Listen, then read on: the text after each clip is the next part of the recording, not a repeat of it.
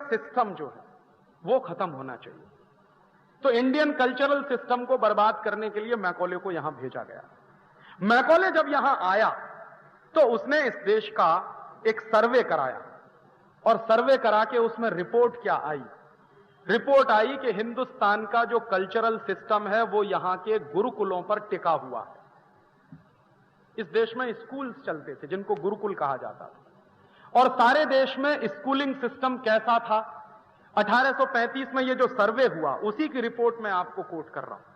अंग्रेजों ने, और अंग्रेजों के कई 1500-1600 ऑफिसर्स लगे मैकॉले के आदेश पर कि आपको यह सर्वे करना है कि हिंदुस्तान की संस्कृति किस पर टिकी हुई है। तो उस सर्वे से निकला कि यहां की पूरी संस्कृति स्कूलों पर टिकी हुई है, गुरुकुलों पर टिकी हुई है, आश्रम पद्धति से स्कूल चलते हैं। तो स्कूलों में क्या क्या पढ़ाते हैं? तो जो सर्वे है उस सर्वे की रिपोर्ट में एक ही हिस्सा मैं आपको दे रहा हूं तो आपको पता चले कि यह देश कैसा रहा होगा। मद्रास प्रेसिडेंसी में अंग्रेजों के सर्वे की रिपोर्ट बताती है 1835 में 1.5 लाख कॉलेज हैं पूरी प्रेसिडेंसी। और मैंने उस जमाने के अंग्रेजों के लैंड रेवेन्यू के रिकॉर्ड्स निकलवाए हैं इंडिया ऑफिस लाइब्रेरी से। उनको इसलिए निकलवाया कि यह पता करूं कि 1835-40 में मद्रास में गांव कितने हैं, कुल नंबर ऑफ विलेजेस कितना। तो टोटल गांव हैं 1,57,000 और कॉलेजेस कितने हैं? 1.5 लाख। 1,50,000 कॉलेज हैं। माने ऑन एन एवरेज हर गांव में एक कॉलेज है। और उस कॉलेज को अंग्रेज क्या कह रहे हैं अपनी टर्मिनोलॉजी में, उसी टर्मिनोलॉजी को मैं दे रहा हूं, हायर लर्निंग इंस्टीट्यूट्स, माने उच्च शिक्षा के कॉलेज हैं, कोई छोटे स्कूल नहीं है। स्कूलों के बारे में तो वो कह रहे हैं कि हर गांव में 2-3 हैं, लेकिन ये जो 1.5 लाख हैं ये कॉलेजेस हैं। और इन 1.5 लाख कॉलेजों में पढ़ाया क्या जाता है? अंग्रेजों का वही सर्वे बता रहा है कि इनमें से 1,500 कॉलेजेस तो सर्जरी के कॉलेजेस हैं जहां एमएस की डिग्री मिलती है। अब उसको एमएस नहीं कहते होंगे, एमएस अंग्रेजी का शब्द है, संस्कृत में बड़ी भारी डिग्री है। सर्जरी की शिक्षा देने वाले 1,500 कॉलेजेस हैं मद्रास प्रेसिडेंसी में। सारे देश की बात नहीं चल रही, 1/3 हिंदुस्तान की बात चल रही। और वो सर्जरी में पढ़कर निकलने वाले लोग कौन हैं? यह भी बड़ा मजेदार।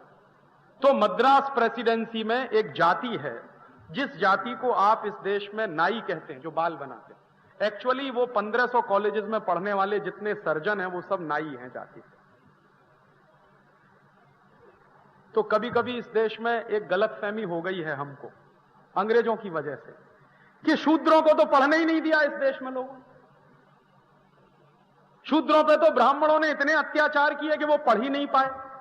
अगर नाई सर्जन है इस देश में तो ये कैसे असंभव है कि शूद्रों को हमने पढ़ने नहीं दिया? और उस कॉलेज में पढ़ने वाले स्टूडेंट्स का जो परसेंटेज है, क्लासिफिकेशन किया है अंग्रेजों ने ब्राह्मण, वैश्य, शूद्र और क्षत्रिय के आधार पर। वो क्लासिफिकेशन क्या है? कॉलेजेस में पढ़ने वाले करीब 70% लोग शूद्र हैं 1.5 लाख कॉलेजेस में पढ़ने वाले, और 30% में ब्राह्मण भी हैं, क्षत्रिय भी हैं, वैश्य भी हैं। टोटल 30% में ब्राह्मण, क्षत्रिय, वैश्य, और 70% में सिर्फ शूद्र। और उसी रिपोर्ट में एक दूसरी बात है कि हिंदुस्तान में जो शूद्र हैं इनके हाथ में सबसे बड़ी टेक्नोलॉजी है। ये अंग्रेजों की रिपोर्ट कह रही है, मेरी रिपोर्ट। टेक्नोलॉजी उनके हाथ में है, और टेक्नोलॉजी का ट्रांसफर भी सबसे ज्यादा यही जाति है जो कर रही। तो मद्रास में और मद्रास के आसपास के इलाके में आज भी आप जाइए, एक जाति है वहां पर जिनको पेरियार कहते हैं। पेरियार जाति आज के समय में बहुत नीची जाति मानी जाती है मद्रास में, साउथ में, पूरे साउथ में। लेकिन 1835 में यह पेरियार जाति की हैसियत क्या है उस सर्वे के आधार पर? तो जो कॉलेजेस हैं वहां पर आर्किटेक्ट के, बिल्डिंग डिजाइन के कॉलेजों की संख्या करीब 2200-2300 के आसपास है पूरे मद्रास प्रेसिडेंसी। तो आर्किटेक्ट के जितने कॉलेजेस हैं उन सबके जो सबसे महत्वपूर्ण आचार्य हैं वो सब पेरियार हैं। और उनके यहां पढ़ने वाले जितने बड़े बड़े लोग हैं, बड़े बड़े आर्किटेक्ट हैं, वो सब पेरियार हैं जाति से। दक्षिण भारत में जितने मंदिर आपने देखे, मीनाक्षीपुरम का हो, मदुरई का हो, वगैरह वगैरह, दक्षिण भारत में मंदिरों की बड़ी भारी परंपरा, शायद वैसे मंदिर उत्तर भारत में हमको नहीं दिखाई देते।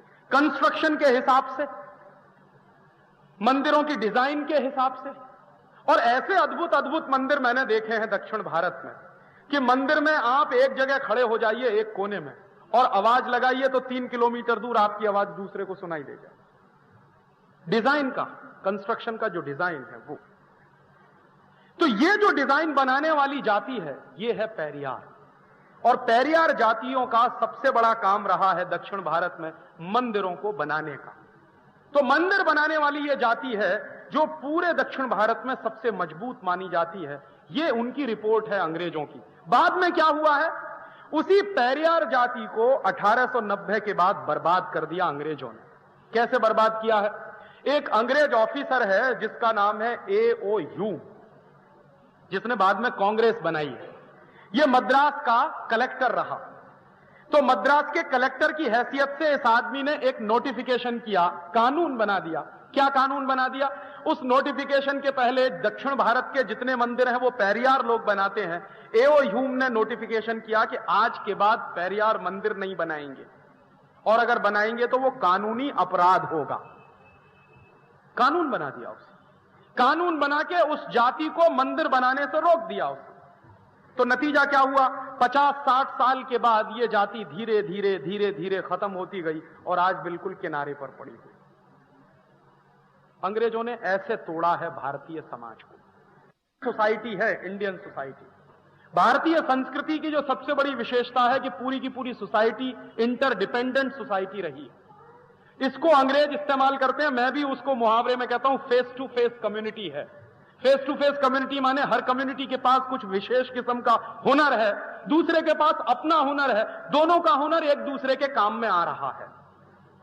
जैसे कोई है जो जूता बना सकता है, मुझे जूता पहनना है तो उसका बनाया हुआ जूता मैं खरीद रहा हूं, बदले में उसको मैं अनाज दे रहा हूं, गेहूं दे रहा हूं, चावल दे रहा हूं।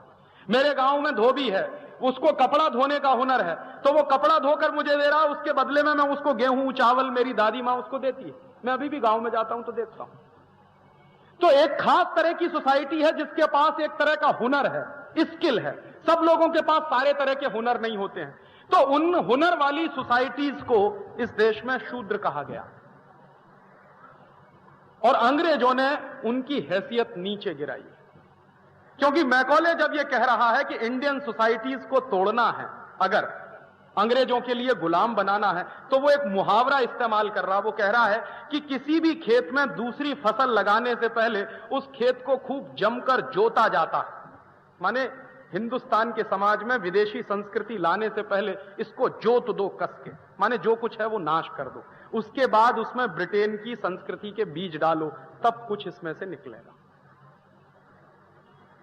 और वो क्या कर रहा है?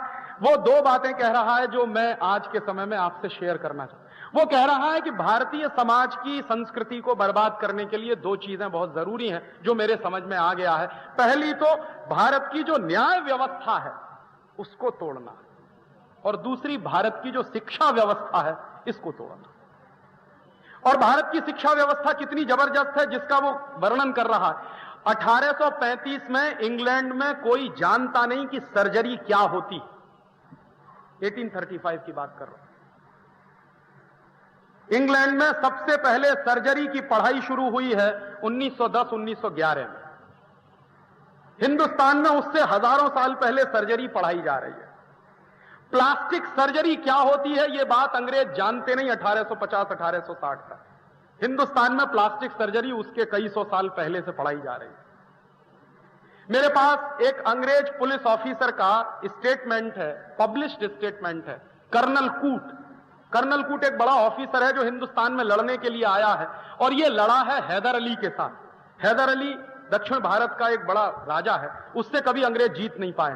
तो लड़ाई में कर्नल कूट हार जाता है और हैदर अली उसको मारता नहीं है, उसकी नाक काट लेता और कहता है कि तुम जाओ इंग्लैंड में, तब तुम बताना कि नाक कटवा के आए हो। हिंदुस्तान में उस समय मुहावरा चलता है, नाक कटवा दी माने बेइज्जती हो गई। तो हैदर अली कह रहा है कि तुम्हारी नाक काट के मैं ब्रिटेन भेजूंगा ताकि ब्रिटेन के लोग जाने कि तुम्हारी बेइज्जती हुई। कर्नल कूट की वो नाक काट लेता। कटी हुई नाक लेकर कर्नल कूट वहां से भागता। तो हैदर अली की सीमा के बाहर जब आता है तो एक गांव में पहुंचता है, उस गांव में उसको एक भाई मिलता है, वो कहता है कि ये कहां जा रहे हो तुम्हारी कटी हुई नाक लेके?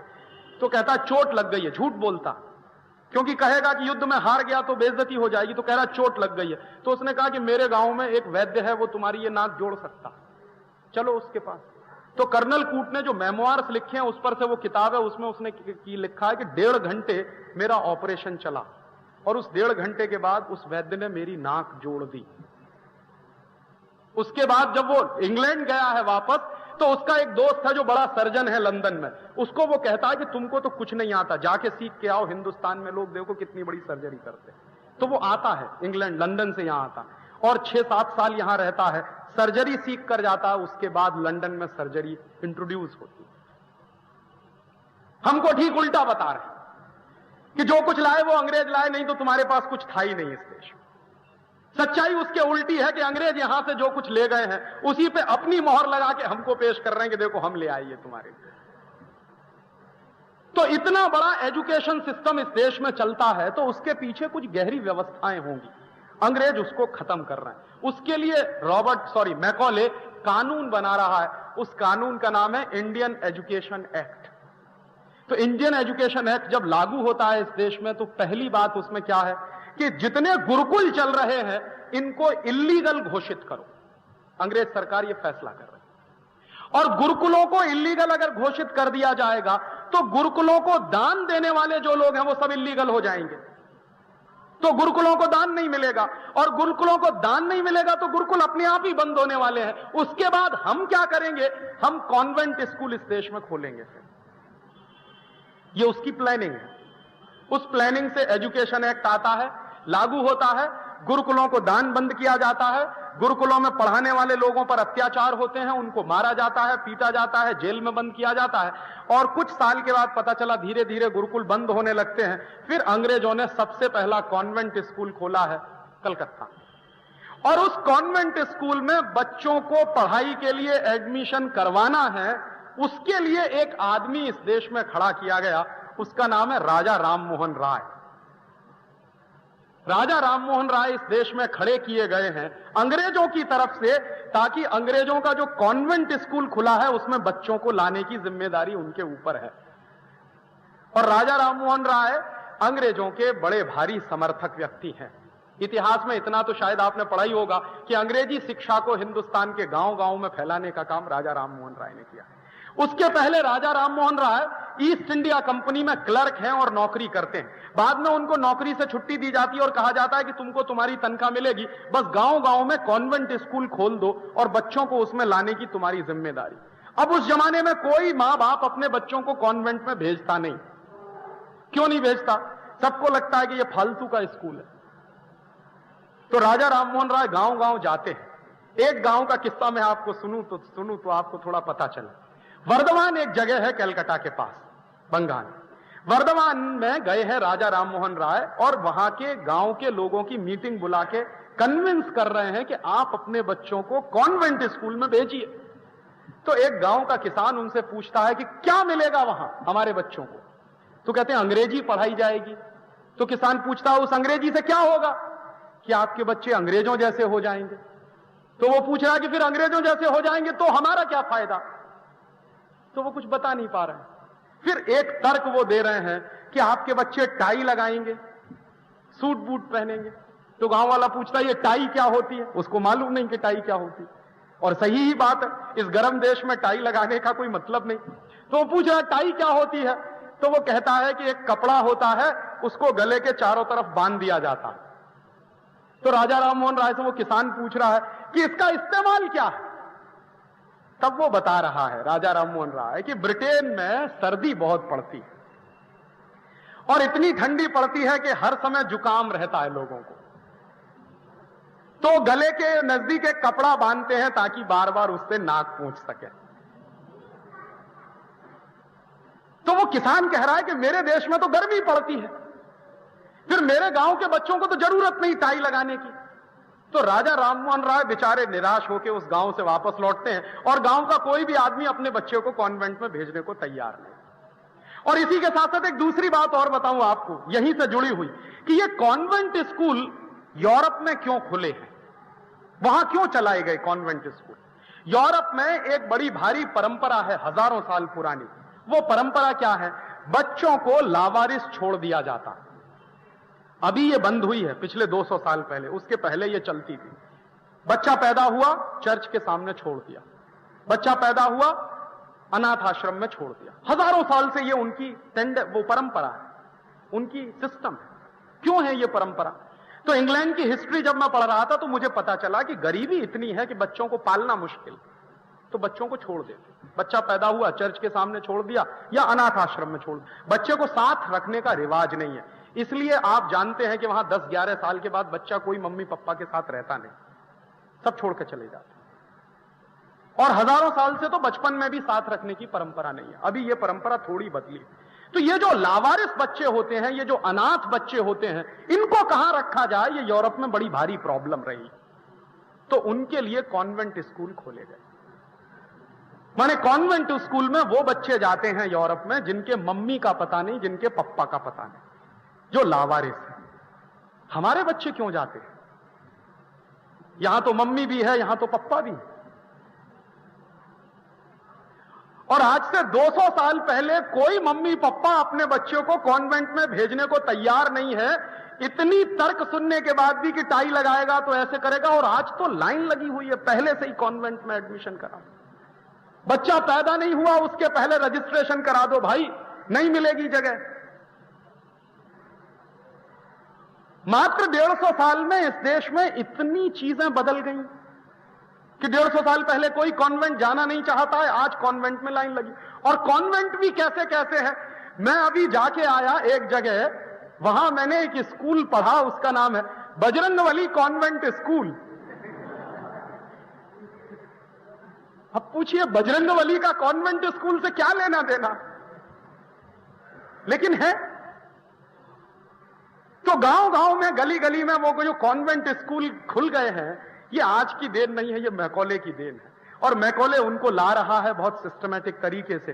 फिर उनमें सिलेबस क्या पढ़ाया जाएगा? 1858 में पहली बार सिलेबस तय हो रहा है कि कॉन्वेंट स्कूल में सबसे पहली शिक्षा क्रिश्चियनिटी की दी जाएगी। तो क्रिश्चियनिटी की शिक्षा दी जा रही है, उसी के हिसाब से किताबें बन रही हैं, उसी के हिसाब से सिलेबस बन रहा है। और जबरदस्ती इस देश में कॉन्वेंट स्कूलों का सिस्टम आ रहा। पहले 1860 में इन कॉन्वेंट स्कूलों को कॉन्वेंट स्कूल नहीं कहते थे, अंग्रेजी दस्तावेजों में इनका नाम है फ्री स्कूल्स। तो free schools is equal to convent school उस जमाने में। अभी वो सब के सब कॉन्वेंट स्कूल हो गए। क्यों कॉन्वेंट स्कूल खोले गए हैं यूरोप में? बच्चों के माया नहीं है, पिता नहीं है, उनके भाई नहीं है, बहन नहीं है, किसी को मालूम नहीं है कि कौन किसका बच्चा है, और किसी को मालूम नहीं कि उसकी मां पिता कौन है। इसलिए लावारिस बच्चों को पालने के लिए कॉन्वेंट स्कूल खोले जाते हैं। हमने क्यों खोल लिए हैं इस देश में? यह बात मैं मानता हूं कि 1947 के पहले कॉन्वेंट स्कूल थे, तो ठीक है, अंग्रेज थे इस देश में, उनकी चलती थी, उनका कानून था, उनकी सरकार थी, जबरदस्ती वही इस देश में ये सब चलाते थे। तो मैंने एक दिन हिसाब लगाया कि 1947 के पहले जितने कॉन्वेंट स्कूल थे इस देश में, आजादी के 50 साल के बाद तो 3 से 4 गुने ज्यादा बढ़ गए। और अंग्रेज इस देश में जो ला रहे हैं सिस्टम, क्यों ला रहे हैं? ताकि भारतीय संस्कृति का नाश किया जाए। और मैकॉले लिख रहा है एक चिट्ठी जो उसके पिता को उसने लिखी है, बड़ी मशहूर चिट्ठी है जिसका जिक्र हिंदुस्तान के बहुत कह रहा है कि इन कॉन्वेंट स्कूलों में जब हिंदुस्तानी बनने लगेंगे तो ये सब वीर से हिंदुस्तानी हो, और ये ऐसे दिमाग से अंग्रेज पैदा होंगे कि इनको अपने देश के बारे में कुछ नहीं मालूम होगा, इनको अपनी संस्कृति के बारे में कुछ नहीं मालूम होगा, इनको अपनी परंपराओं के बारे में कुछ नहीं मालूम होगा, इनको अपनी चीजों के बारे में कुछ नहीं मालूम होगा, इनको अपने मुहावरे नहीं मालूम होंगे, इनको अपने क्लीशेज नहीं मालूम होंगे। ये सब के सब विदेशी हो जाएंगे। और ऐसे बच्चे जब हिंदुस्तान में पैदा होने लगेंगे तो अंग्रेज चले जाएं भले ही इस देश को छोड़कर, अंग्रेजियत नहीं जाएगी। ये मैकॉले लिख रहा है अपनी चिट्ठी। वही सच्चाई हमारे सामने हम देख रहे हैं। और हमने अब किस तर्क पर इन कॉन्वेंट स्कूलों को अपना लिया है? अरे साहब, अंग्रेजी तो इंटरनेशनल भाषा है, और मैं दुनिया के हर उस व्यक्ति को चैलेंज करता हूं जो ये कहता है कि अंग्रेजी इंटरनेशनल भाषा है। दुनिया में इस समय 200 से ज्यादा देश हैं और मात्र 12 देशों में अंग्रेजी चलती है, सिर्फ 12 देशों में। 200 देशों में से मात्र 12 देशों में अंग्रेजी चलती है। 188 देशों में उनकी अपनी मातृभाषाएं चलती हैं। तो कैसे अंग्रेजी इंटरनेशनल भाषा? अंग्रेजी इंटरनेशनल भाषा तब मानी जाती जब दुनिया के 200 देशों में से 150 देशों में अंग्रेजी चलती और 50 देशों में मातृभाषा चलती। मैं मान लेता कि अंग्रेजी मात्र वहां की इंटरनेशनल भाषा। मात्र 12 देशों में अंग्रेजी चलती है। अमेरिका है, कनाडा है, ब्रिटेन है और थोड़ा सा लैटिन अमेरिका के देश है। और वहां तो मैं मानता नहीं कि अंग्रेजी चलती है, ज्यादा लैटिन चलती है। अंग्रेजी की खिचड़ी बन गई है लैटिन के साथ। एक दूसरा तर्क है कि साहब अंग्रेजी में बहुत शब्द हैं, कुल गिन लीजिए अंग्रेजी के शब्दों की संख्या। कोई भी बड़ी से बड़ी डिक्शनरी उठा लीजिए, चैम्बर्स ले आइए, चाहे ऑक्सफोर्ड ले आइए, चाहे कैम्ब्रिज की डिक्शनरी ले आइए, शब्दों को गिन लीजिए, उसमें ओरिजिनल शब्द कितने हैं और दूसरी भाषाओं से लिए गए शब्द कितने हैं। तो आपको पता चलेगा कि पूरी अंग्रेजी भाषा में उनके अपने ओरिजिनल वर्ड्स मात्र 12,000 हैं, ओनली 12,000। और अकेले गुजराती में ओरिजिनल शब्दों की संख्या 40,000 है, सिर्फ गुजराती में। हिंदी की तो बात छोड़ दीजिए। मराठी में ओरिजिनल शब्दों की संख्या 40 से 45,000 है। हिंदी में अपने ओरिजिनल शब्दों की संख्या 70,000 से ऊपर है। तो अंग्रेजी में शब्द हैं कहां के? फिर अंग्रेजी के शब्द सब चोरी किए हुए शब्द हैं, या तो फ्रेंच के हैं, या तो लैटिन के हैं, या तो ग्रीक भाषा के पुराने शब्द हैं, या तो इधर साउथ ईस्ट एशिया की कुछ लैंग्वेजेस चली हैं उनके शब्द हैं। अंग्रेजी के पास अपना कोई शब्द नहीं। और यह भाषा इतनी लाचार है, इतनी पंगु है कि चाचा हो, ताऊ हो, मामा हो, फूफा हो, सब अंकल, चाची हो, ताई हो, भाभी हो, नानी हो, सब आंटी, उनके पास इसके अलावा शब्द ही नहीं है। जिस भाषा में अपने रिश्तेदारों को कहने के शब्द नहीं हो, वो भाषा कैसे अच्छी भाषा मानी? और इसमें ऐसा घनचक्कर हो जाता है, कभी कभी इन लॉज हैं, अब पता नहीं उनकी तरफ के हैं कि हमारी तरफ के हैं, वो लड़की वालों की तरफ के हैं कि लड़के वालों की, दोनों ही इन लॉज हो जाते हैं। हिंदुस्तान में तो परिवारों के जो रिश्ते हैं वो इतने माइक्रो लेवल पे डिफाइन किए जाते हैं कि बुआ की, फूफा की, मौसी की, ताई की, ये तो वो तो फलानी ढिमा की, इतने माइक्रो लेवल के रिश्ते हैं क्योंकि हमारे पास उसके शब्द हैं, हम डिफाइन कर सकते हैं। उनके पास शब्द ही नहीं है डिफाइन करने। कैसे हम माने कि ये अंग्रेजी बहुत अच्छी भाषा है? कभी कभी ये तर्क देते हैं लोग कि साहब अंग्रेजी नहीं होगी तो साइंस और टेक्नोलॉजी की पढ़ाई नहीं हो सकती। और मैं कहता हूं कि बिना अंग्रेजी के ही साइंस और टेक्नोलॉजी की पढ़ाई होती है। और दुनिया में 2 देश इसका उदाहरण है, जापान और फ्रांस। पूरे जापान में आप चले जाइए, इंजीनियरिंग के जितने कॉलेज हैं, मेडिकल साइंस के जितने कॉलेज हैं, सब में पढ़ाई जापानीज में होती है, कोई अंग्रेजी में नहीं पढ़ता। जापान के चार्टर्ड अकाउंटेंट्स, जापान के मैनेजमेंट में काम करने वाले सारे स्टूडेंट जापानीज में पढ़ते हैं। तो साइंस और टेक्नोलॉजी की पढ़ाई सिर्फ अंग्रेजी में होती है, यह दुनिया का सबसे रद्दी तर्क है। फ्रांस में चले जाइए, बचपन से लेकर और उच्च शिक्षा तक सब फ्रेंच में पढ़ाया जाता है। और फ्रांस में तो मैं रहा हूं, तो मैंने देखा है कि किसी आदमी को अंग्रेजी में बात करिए तो ऐसी नाक चढ़ा के यूं कर लेता है कि आपने पता नहीं कितना बड़ा अपराध कर दिया। और टूटी फूटी फ्रेंच में आप उससे 2 शब्द कह दीजिए, मैसिए, बॉन्सोir, बस इतना खुश हो जाएगा कि आपने मेरी फ्रेंच तो बोली, भले ही टूटी फूटी बोली। और मैंने एक बार एक फ्रेंच साइंटिस्ट हैं जिनके साथ मैंने काम किया सोरबोन में, जब मैं यहां साइंटिस्ट था। एक बार मैंने उनको पूछा कि आपने अपनी थीसिस किस भाषा में लिखी? वो फ्रांस के सबसे बड़े साइंटिस्ट हैं इस समय, और अभी 2 साल पहले उनको नोबेल प्राइज मिला। मैं जब उनके साथ काम करता था तब उनका नाम था नोबेल पैनल में, लेकिन मिला नहीं था। अभी 2 साल पहले नोबेल प्राइज मिल गया। तो मैंने एक दिन उनसे पूछा कि आपने अपनी थीसिस किस भाषा में लिखी? तो उनका स्वाभाविक है, फ्रेंच में लिखी। तो मैंने कहा आपको कभी किसी ने टॉन्ट नहीं कसा कि आपने अंग्रेजी में क्यों नहीं लिखा? तो उन्होंने कहा मैं कोई पागल आदमी, जिसको कहना हो कहता रहे। मुझे लगता है जिस भाषा में मैं सबसे अच्छा काम कर सकता हूं उसी भाषा में मैंने काम किया। और तब उन्होंने मुझे एक बात कही जो मैंने मेरे जीवन में भी महसूस की। उसने मुझे कहा राजीव, जब भी कोई मौलिक काम तुमको करना हो तो तुम विदेशी भाषा में कर नहीं सकते, ये बात तुम लिख लो किसी भी डायरी में। मौलिक काम जब तुमको करना होगा तो तुम तुम्हारी मातृभाषा में ही कर पाओगे, किसी दूसरी भाषा में तुम कर नहीं सकते। हां, नकल करनी हो किसी दूसरे की तो तुम मातृभाषा छोड़कर दूसरी भाषा में कर सकते हो, लेकिन कोई मौलिक काम तुमको करना हो तो तुम जो है कभी कर नहीं सकोगे अंग्रेजी में। और मजाक में उन्होंने मुझसे कहा जो बात बिल्कुल सच है, उन्होंने कहा तुम ये बताओ कि हिंदुस्तान में नोबेल लॉरिएट क्यों नहीं पैदा होते? तुम्हारा देश जब गुलाम था तो 2 नोबेल लॉरिएट पैदा हुए। पहला नोबेल लॉरिएट था रविंद्रनाथ टैगोर। रविंद्रनाथ टैगोर ने किस भाषा में लिखी है गीतांजलि? बांग्ला में लिखी। बांग्ला में लिखी हुई गीतांजलि पर नोबेल पुरस्कार मिला है उनको, अंग्रेजी में लिखे हुए लेखों पे नहीं मिला। क्यों नहीं मिला? क्योंकि अंग्रेजी में रविंद्रनाथ टैगोर उतना अच्छा लिख नहीं सकते जितना अच्छा बांग्ला में लिख सकते। और दूसरे थे जगदीश चंद्र बसु। जगदीश चंद्र बसु की पूरी थीसिस बांग्ला भाषा में है। तो वो कहते थे कि तुम्हारे देश में जब अंग्रेजों का राज्य चलता था तो 2 नोबेल पुरस्कार वाले लोग पैदा हुए, अब तो तुम्हारा राज्य चलता है तो लाइन लग जानी चाहिए थी। पता चला कि आजादी के बाद एक भी नहीं है।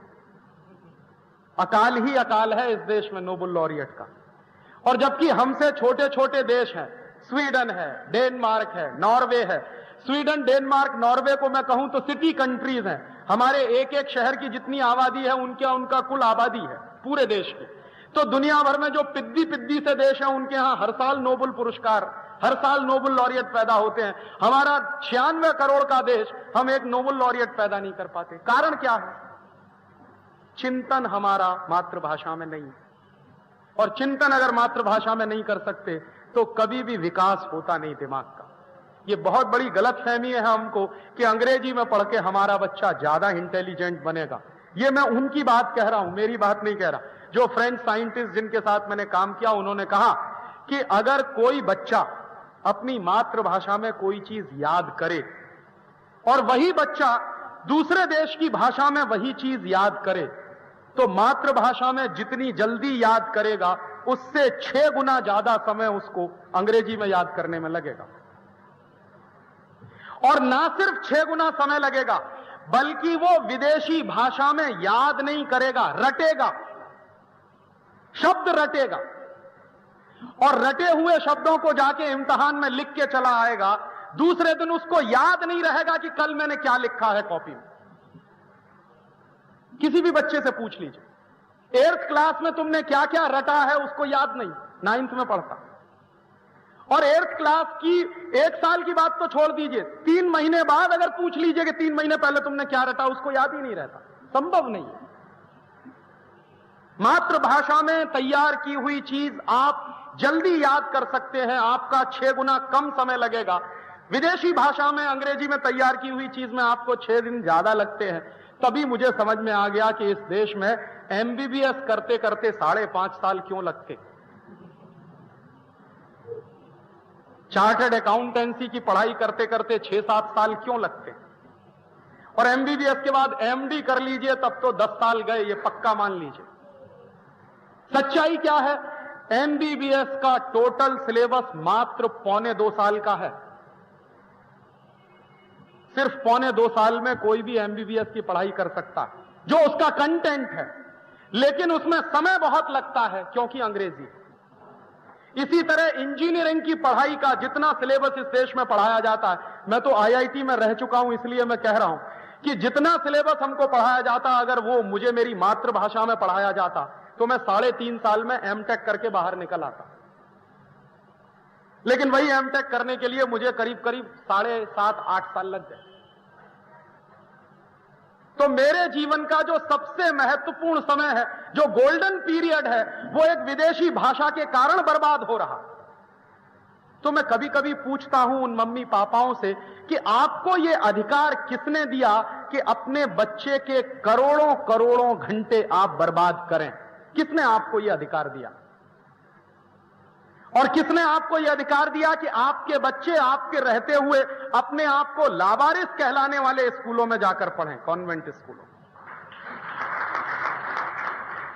और ये आप अपने बच्चों पर सबसे बड़ा अत्याचार कर रहे हैं जब आप उनको अंग्रेजी में पढ़ा रहे हैं।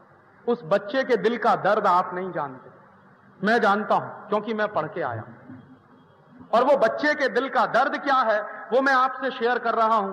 मेरी मां पूरे समय ये जानती नहीं थी कि मेरा बेटा क्या पढ़ रहा, मुझे नहीं मालूम। मेरी मां नहीं जानती कि इसने क्या पढ़ा। जब मेरी मां मेरे बारे में जानती नहीं कि इसने क्या पढ़ा है, तो उसके लिए उसको ट्यूटर रखना पड़ता।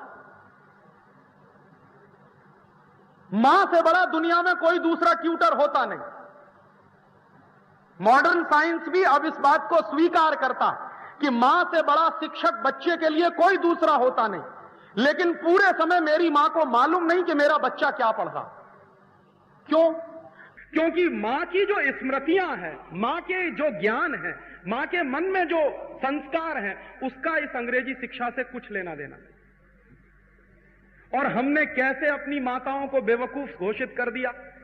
इस देश की लाखों लाखों करोड़ों करोड़ों माताएं दुनिया की सबसे इंटेलिजेंट लोग हैं जब वो तुलसी के पौधे में पानी देती, लेकिन हमारे देश ने उनको रिजेक्ट कर दिया। क्यों? क्योंकि उनके पास पीएचडी नहीं है, उनके पास एमटेक की डिग्री नहीं है, लेकिन उनको मालूम है कि तुलसी के पौधे में पानी लगाया जाता है। क्यों लगाया जाता है तुलसी के पौधे में पानी? क्योंकि तुलसी का पौधा ऑक्सीजन देता। दुनिया में यह अद्भुत किस्म की फैक्ट्री है ऑक्सीजन पैदा करने वाली। आप इसको पानी दीजिए, तुलसी का पौधा पानी को और हाइड्रोजन को अलग अलग, ऑक्सीजन और हाइड्रोजन को अलग कर देता। H2O में से H2 अलग हो जाता है, ऑक्सीजन बाहर निकलती है। और उसको अपने फोटोसिंथेसिस की प्रक्रिया को पूरा चलाने में पानी की बहुत जरूरत होती है। इसलिए मेरी मां रोज तुलसी के पौधे को पानी देती है। कितनी बड़ी साइंटिफिक काम कर रही है वो। लेकिन हमने तो कहा वो तो बेकार है, पढ़ी लिखी नहीं, क्योंकि उसको पीएचडी नहीं मिली। और साक्षरता किसको करनी है? मेरी मां को कहने आएंगे कि तुम साक्षर हो जाओ, क्योंकि तुमको एबीसीडी लिखना नहीं आता।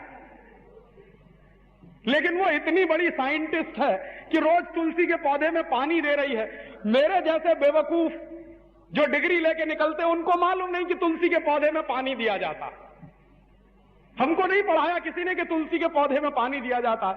मेरी मां को उसकी मां ने पढ़ाया कि तुलसी के पौधे में पानी दिया जाता।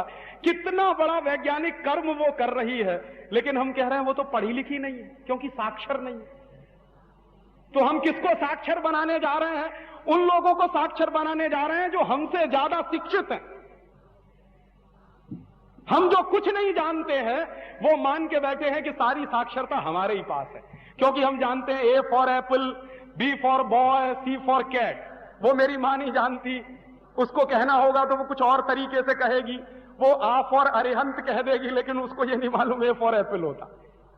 तो हमने कह दिया कि वो तो बेकार है, वो तो पढ़ी लिखी नहीं है, उसको तो कुछ आता नहीं है, उसको साक्षर बनाना है।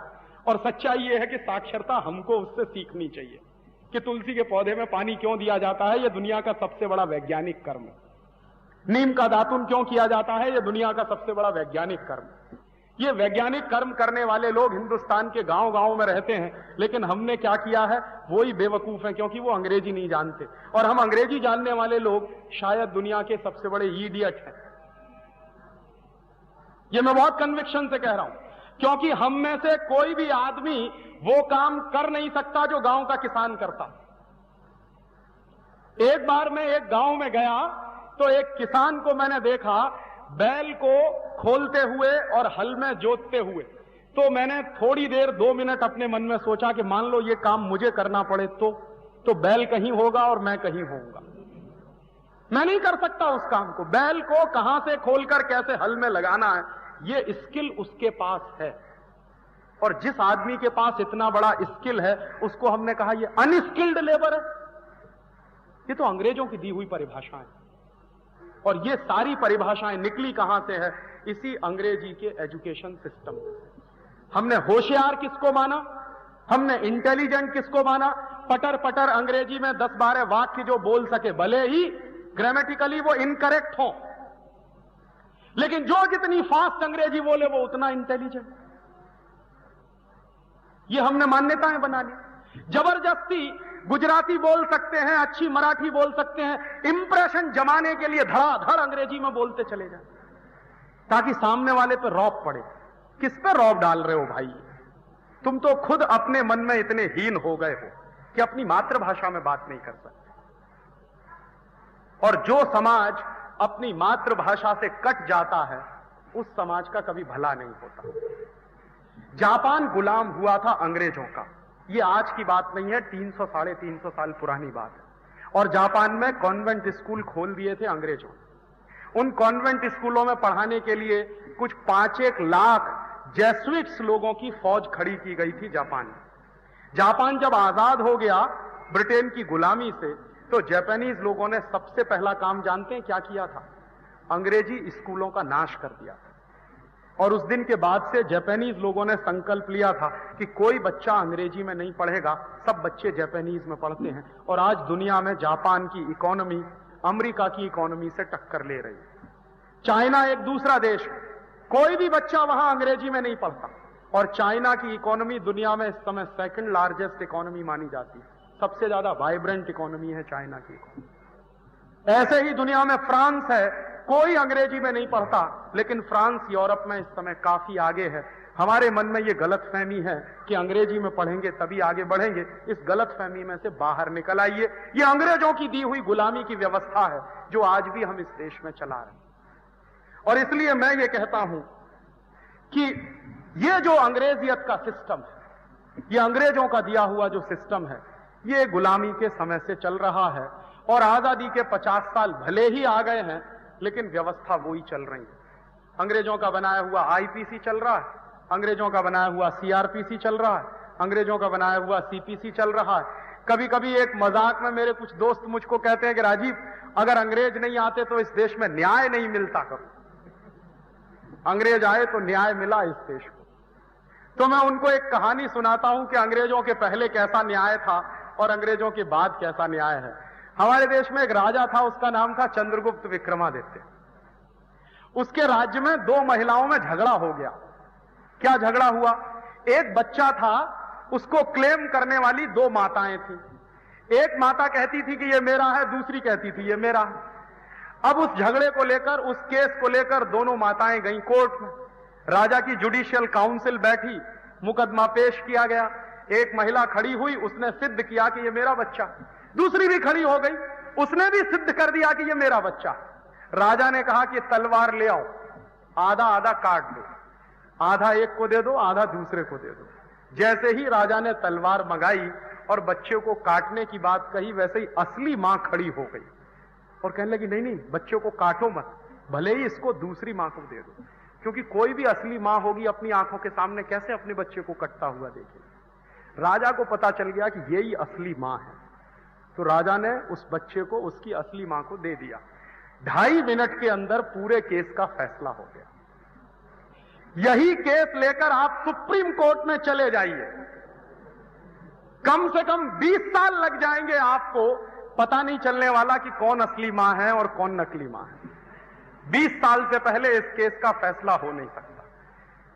अंग्रेजों के पहले ऐसा न्याय था कि 2.5 मिनट में केस का फैसला होता था। अंग्रेजों के जमाने से ऐसा न्याय आया है कि 20 साल लग जाते हैं, दोनों माताएं मर जाएंगी, बच्चा भी मर जाएगा, पता नहीं चलने वाला कि कौन जीता कौन हारा। करोड़ों करोड़ों केस पेंडिंग पड़े रहते हैं, न्याय नहीं होता। ये अंग्रेजों की व्यवस्था। हमारी व्यवस्था में 2.5 मिनट में न्याय होता था। तो ये मन से चीजों को निकालिए। बहुत बार हमारे मन में ऐसी चीजें बैठी रहती है कि अंग्रेज नहीं आते, ईस्ट इंडिया कंपनी नहीं आती तो इस देश का भला नहीं होता, वगैरह वगैरह। ये सारी बातें मुझे लगता है कि गुलामी के दौर की बातें हैं। और इन गुलामी के दौर की बातों से अगर आप बाहर निकल आए मानसिक रूप से, शारीरिक रूप से तो बाद में निकलेंगे, पहले मन से बाहर निकलते, तो इस देश का फिर से वो पीरियड वापस आ सकता है जो सोने की चिड़िया वाला पीरियड था। हम शारीरिक रूप से गुलाम नहीं है, हम मानसिक रूप से गुलाम। हमको हमेशा ब्रिटेन की, यूरोप की, अमेरिका की तरफ देखने की आदत पड़ गई। वो क्या करते हैं, हम उसी को फॉलो करते हैं। हमको हमारे तरफ देखने की आदत नहीं है। तो मैं आपको यही कोशिश कर रहा हूं इतने लंबे व्याख्यान के बाद कि इस मानसिक गुलामी में से बाहर निकलिए। यह मानसिक गुलामी बहुत खतरनाक है और इस मानसिक गुलामी में से बाहर निकलने के तरीके क्या हैं? पहला तरीका यह है कि इस देश की जो परंपराएं हैं, इस देश का जो इतिहास है, इस देश की जो सभ्यता है, उसकी ठीक से जानकारी लेने की कोशिश करिए। हमको हमारी परंपराओं के बारे में कुछ नहीं मालूम है, कोई कह देता है तो हम मान लेते हैं कि हां ऐसा ही इस देश में चलता।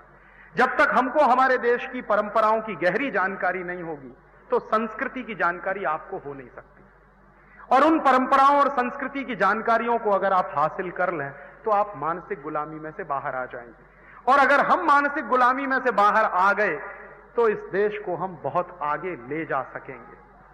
क्योंकि जो मानसिक गुलाम होता है वो कभी विकास नहीं कर पाता, गुलाम बन के रहता है, मजदूर बन के रहता है, दास बन के रहता है, मालिक नहीं बनता कभी। हमारी भी हैसियत यही है कि पहले अंग्रेजों के गुलाम थे, अब अमेरिका के गुलाम, पहले यूरोप के गुलाम थे, अब अमेरिका के गुलाम। गुलामी की परंपरा वो जा नहीं रही है। इस गुलामी में से बाहर निकलना, और इस गुलामी में से बाहर निकलने के लिए सिद्धांत क्या है? भारतीय सांख्य जो दर्शन है ना, उसमें एक वाक्य है, नेति नेति। नेति नेति माने ना इति ना इति। ना इति माने ये नहीं, ये नहीं। हम क्या हुआ इस देश में, जब से गुलाम हुए हमने ना कहना छोड़ दिया, हां जी करते रहे। गुलाम आदमी की निशानी पता है क्या होती है? वो कहता है yes sir, okay sir, right sir, very good sir, fine sir. कभी नहीं कहता नो सर, ये गलत है। आपने देखा इस देश में जो गुलाम होते हैं ना, चपरासी की तरह से फाइल लगाए बीच में, yes sir, okay sir, right sir, fine sir, very good sir. मैंने देखा है लोगों को। और yes sir, fine sir, okay sir, right sir कहने वाली प्रजा ही गुलाम होती। जो प्रजा ना नहीं कहती, गलत को गलत नहीं कहती, वो प्रजा गुलाम होती है। तो जो गलत है उसको गलत कहने की हिम्मत पैदा करिए, और अगर ये गलत है तो उस गलत के साथ अपना रिश्ता तोड़ने का काम करिए। गलत को प्रोत्साहन मत दीजिए। आपको अगर यह समझ में आता है कि अंग्रेजी स्कूल, कॉन्वेंट स्कूल बहुत गलत हैं, उनसे कोई भला नहीं हो रहा, तो इनसे रिश्ता तोड़ दीजिए। अपने बच्चों को इन अंग्रेजी स्कूलों में भेजना बंद कर दीजिए। तो आपको लगेगा फिर क्या होगा, हो सकता है 2 साल के बाद, 5 साल के बाद गुजराती स्कूल बहुत अच्छे हो जाए। क्यों? आज जो आपका डोनेशन है वो अंग्रेजी स्कूलों में चला जाता है। हजारों रुपए आप जो डोनेट कर देते हैं अंग्रेजी स्कूलों में, वो डोनेशन अगर गुजराती स्कूलों में जाना शुरू हो जाए तो ये गुजराती स्कूल भी वैसे ही हो जाएंगे जैसे अंग्रेजी स्कूल है। आपका डोनेशन अगर मराठी स्कूलों में जाना शुरू हो जाए तो मराठी स्कूल भी उतने ही अच्छे हो जाएंगे जैसे अंग्रेजी स्कूल। तो ये तो आपके दान का प्रवाह है जो वहां चला जाता है, इसलिए ये सूख गए हैं, वो हरे भरे हैं। वहां से आपका दान इनमें आने लगे तो ये हरे भरे हो जाएंगे, वो सूख जाएंगे। तो आपके बच्चे अगर इधर आ जाएं पढ़ने के लिए, गुजराती में, मराठी में, बंगला में, तेलुगु में, तमिल में, कन्नड़ में, हिंदी में, इन सारी भाषाओं में अगर हम हमारे बच्चों को पढ़ाना शुरू करें तो इस अंग्रेजियत से हमारा रिश्ता टूटेगा और इस मानसिक गुलामी से रिश्ता टूटेगा। और मुझसे आप पूछें कि जापान ने इतनी तरक्की क्यों कर ली है, तो मैं एक ही जवाब दूंगा कि जापान के लोगों में अपनी मातृभाषा से जितना प्यार है उतना ही अपने देश से प्यार है। जिस देश के लोग अपनी मातृभाषा से प्यार नहीं करते वो कभी देश से प्यार करते नहीं है, झूठा दिखावा करते हैं। जो अपनी मातृभाषा को नहीं मानता वो देश को कैसे मानेगा? इसलिए जापान के बच्चों में बचपन से कूट कूट कर नेशनैलिटी की भावना भरी जाती है। और हम हिंदुस्तान के प्रधानमंत्री हैं जो अंग्रेजी में बात करते हैं उनके साथ। तो कभी भी ये बात सच नहीं है कि हमारा बच्चा अंग्रेजी में नहीं पढ़ेगा तो वो पीछे रह जाएगा। सच्चाई इसके उल्टी है कि जब आपका बच्चा मातृभाषा में पढ़ेगा तभी वो होशियार बनेगा और तभी उसका डेवलपमेंट होगा। उसका कारण क्या है? उसका सीधा सा कारण है अगर आपका बच्चा मातृभाषा में कोई चीज याद करे तो जितनी जल्दी याद करेगा उससे 6 गुना ज्यादा समय उसको लगता है अंग्रेजी में याद करने में। अगर कोई सवाल आपका बच्चा आधा घंटे में याद कर सकता है गुजराती में, तो वही सवाल याद करने के लिए उसको कम से कम 3 घंटा लगेगा। तो क्या हो रहा है, इस देश का हर वो विद्यार्थी जो अंग्रेजी माध्यम से पढ़ रहा है, वो विद्यार्थी अपने जीवन में 6 गुना ज्यादा समय बर्बाद कर रहा है। और इस हिसाब से अगर हम माने इस देश में विद्यार्थियों की कुल संख्या अगर 10 करोड़ की है, तो हिंदुस्तान के विद्यार्थियों का 60 करोड़ घंटे का समय हम बर्बाद कर रहे हैं सिर्फ इसलिए कि उनको अंग्रेजी माध्यम में पढ़ाया जाए। और कई लोग मुझको कहते हैं कि राजीव भाई, अंग्रेजी बहुत बड़ी अच्छी भाषा है, अंग्रेजी बहुत समृद्ध भाषा है। और उनको मैं ये तर्क देता हूं कि किसी भी भाषा की समृद्धि इस बात से तय होती है कि उसमें कितने शब्द हैं। और अंग्रेजी भाषा में कुल मिलाकर मात्र 12,000 शब्द हैं, और मात्र 12,000 शब्दों वाली भाषा है अंग्रेजी। गुजराती भाषा में कुल मिलाकर इस समय 40,000 शब्द हैं। तो समृद्ध भाषा गुजराती है या अंग्रेजी है? मराठी भाषा में इस समय 48,000 से ज्यादा शब्द हैं। और हिंदी की बात मैं करना शुरू करूं तो हिंदी में लगभग 70 से 80,000 शब्द हैं। तो समृद्ध भाषा अंग्रेजी नहीं है, समृद्ध भाषा गुजराती है, मराठी है, हिंदी है, तेलुगु है, तमिल है, कन्नड़ है, मलयालम है। ये सारी भाषाएं समृद्ध हैं। और एक जानकारी और दे दूं, अंग्रेजी दुनिया की सबसे रद्दी भाषा है। क्यों? क्योंकि इस भाषा के नियम कभी भी एक जैसे नहीं होते।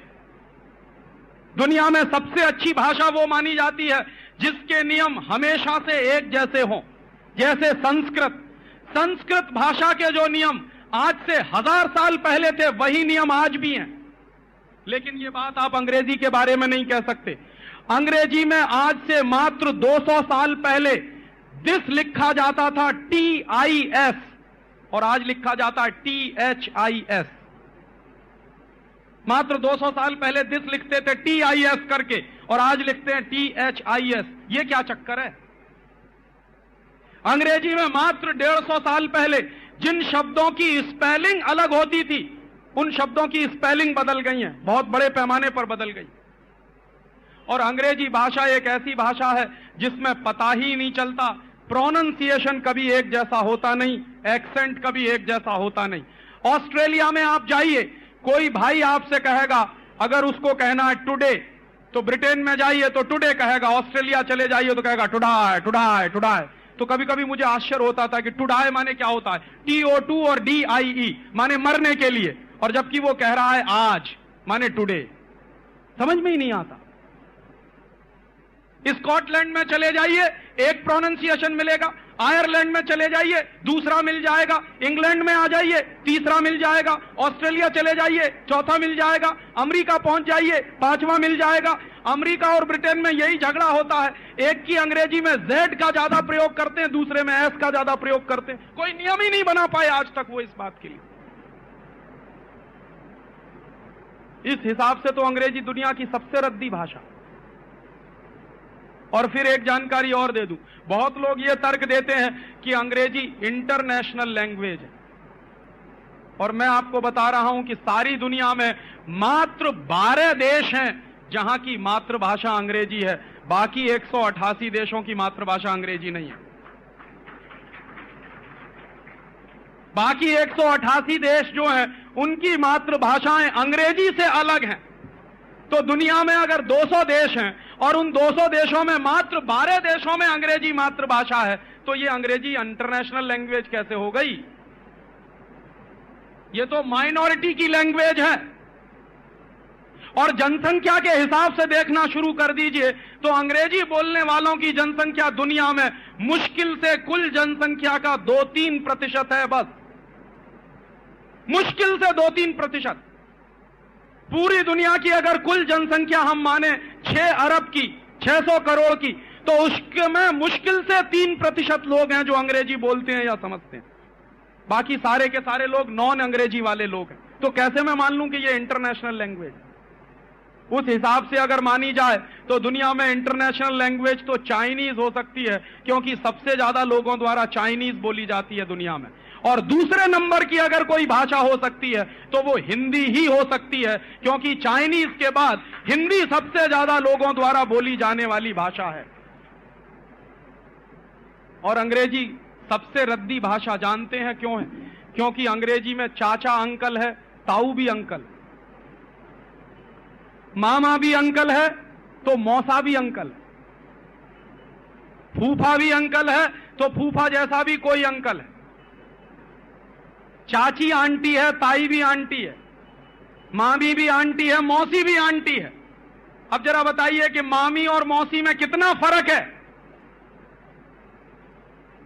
जरा बताइए तो सही कि क्या मामी और मौसी दोनों बराबर हो सकती है? या मामा और ताऊ दोनों एक हो सकते हैं क्या? या काका और मामा दोनों एक हो सकते हैं क्या? उनके यहां तो सब आंटी हैं या अंकल हैं।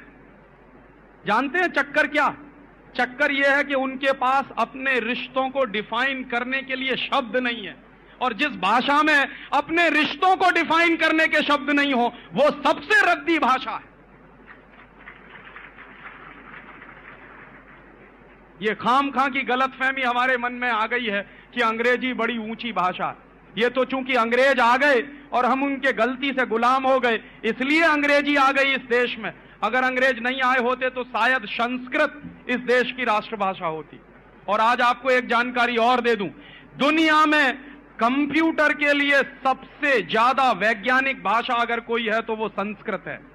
और ये सारे वैज्ञानिक कह रहे हैं कंप्यूटर चलाने के लिए जो बेस्ट एल्गोरिथम तैयार किया गया है वो संस्कृत की मदद से तैयार हुआ। दुनिया में अमेरिका में जो सुपर कंप्यूटर चल रहे हैं उन सुपर कंप्यूटर्स की प्रोग्रामिंग अब संस्कृत में तैयार करने की कोशिश चल रही। शायद आप नहीं जानते, आपसे ज्यादा संस्कृत पर रिसर्च इस समय जर्मनी में चल रही है। काहे को चल रही है? क्यों? पागल नहीं है वो लोग। वो जानते हैं कि इस भाषा में कितना खजाना छुपा हुआ। वो जानते हैं कि इस भाषा में, हिंदुस्तान में लाखों लाखों दस्तावेज अभी भी रखे हुए हैं संस्कृत में, जिनमें बेशकीमती खजाने छुपे हुए हैं, और आपको आपकी भाषा से काटकर एक विदेशी भाषा में डाल दिया गया है। और ये विदेशी भाषा में बहुत गहरा असर दिमाग पर पड़ता है। मैं चैलेंज के साथ कहता हूं, कोई भी बड़े से बड़ा 30 मार्खा अंग्रेजी बोलता है तो जानते हैं क्या करता है? पहले मातृभाषा में सोचता है, फिर उसको ट्रांसलेट करता है, माने 2 गुनी मेहनत करता है, तब अंग्रेजी बोलता है। और आपको एक जानकारी और दे दूं, आप अपने जीवन के अत्यंत निजी क्षणों में मातृभाषा इस्तेमाल करते हैं, कभी दूसरी भाषा निकलती नहीं मुंह से। जब बीमार होते हैं, कष्ट होता है, तो मां निकलता है मुंह से, मम्मी नहीं निकलता, मदर नहीं निकलता, मॉम नहीं निकलता। क्यों? और जब आप बहुत ज्यादा गुस्सा होते हैं तो भी गाली मुंह में मातृभाषा में ही निकलती है, अंग्रेजी में नहीं निकलती। तो आप अपने जीवन के जितने व्यस्ततम निजी क्षण होते हैं अपनी मातृभाषा में ही बात कर सकते हैं। और तब इस बच्चे को जिसको आपने अंग्रेजी में डाल दिया है उसके ऊपर कितना बोझा पड़ता है इसका आपको अंदाजा नहीं है। आप अपने घर में मातृभाषा में बातें करते हैं, कच्छी में बातें करते हैं, गुजराती में बातें करते हैं, बच्चा उसी को सुनते सुनते सीखता है। बच्चा सीखता कैसे है? बच्चा सीखता है नकल करके। तो जिस तरह से आप प्रोनाउंशिएट करते हैं वैसे ही बच्चा प्रोनाउंशिएट करने की कोशिश करता है, और उससे उसकी भाषा का विकास होता है। तो स्वाभाविक रूप से जो वो सीख कर आया है उसके ठीक उल्टी भाषा में आप उसको पढ़ने के लिए मजबूर करते हैं। तो नतीजा क्या निकलता है? नतीजा निकलता है कि वो बच्चा फिर पढ़ता नहीं है, रटता है चीजों को। और अगर मैं गुजराती में कहूं तो पोपट हो जाता है। तो जो पोपट हो जाता है बच्चा, उसकी एक खासियत होती है। किसी भी बच्चे को आप पढ़ाइए, मान लीजिए आपका बच्चा कक्षा 8 में पढ़ता है और उसका इम्तिहान हुआ है, तो इम्तिहान के लिए वो रटेगा और रटने के बाद इम्तिहान में लिख कर आएगा। 2 दिन बाद आप उससे पूछ लीजिए, उसको कुछ भी याद नहीं है कि उसने क्या लिखा 2 दिन पहले। 2 दिन बाद वो भूल जाएगा उसने क्या लिखा।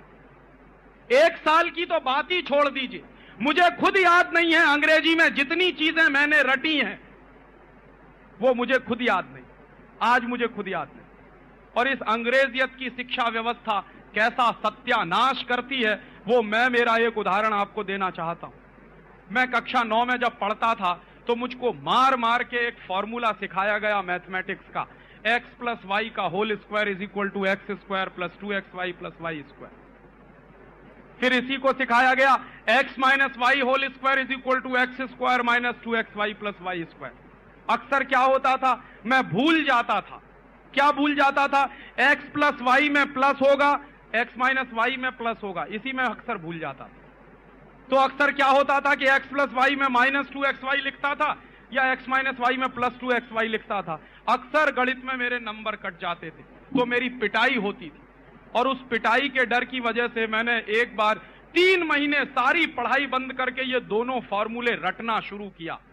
और 3 महीने रटता रहा। 10 किलो कॉपी मैंने भर दी होगी इन 2 फॉर्मूलों को रटने के लिए। लेकिन आज मैं कह रहा हूं कि इन दोनों फॉर्मूलों का मेरे जीवन में कोई इस्तेमाल नहीं।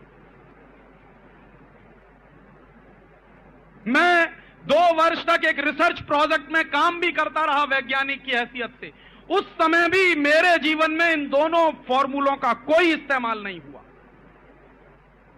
और इन दोनों फॉर्मूलों को तैयार करने में मैंने मेरे जीवन का 3 महीना लगा दिया। पिटाई खाई, डांट खाई, अध्यापक से बेइज्जती सहन की कि तुम नालायक हो, तुमको ये 2 फॉर्मूले भी याद नहीं होते। तो इतनी पिटाई हुई, इतनी बेइज्जती हुई क्लास में, क्योंकि ये 2 फॉर्मूले याद नहीं होते थे। और इतना समय बर्बाद करके मैंने जो 2 फॉर्मूले याद किए, उनका मैं करूं क्या अपने जीवन में?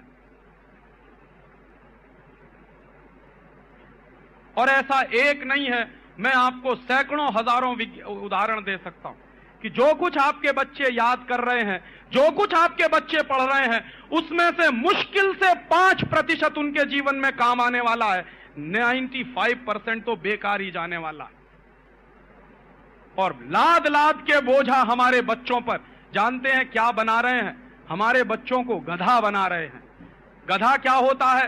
बोझा लादते जाइए, लादते जाइए, लादते जाइए। ऐसे ही हम हमारे बच्चों पर सिलेबस का बोझा लादते ही जा रहे हैं, लादते ही जा रहे हैं, लादते ही जा रहे हैं। माने हम हमारे बच्चों को गधा बना रहे हैं।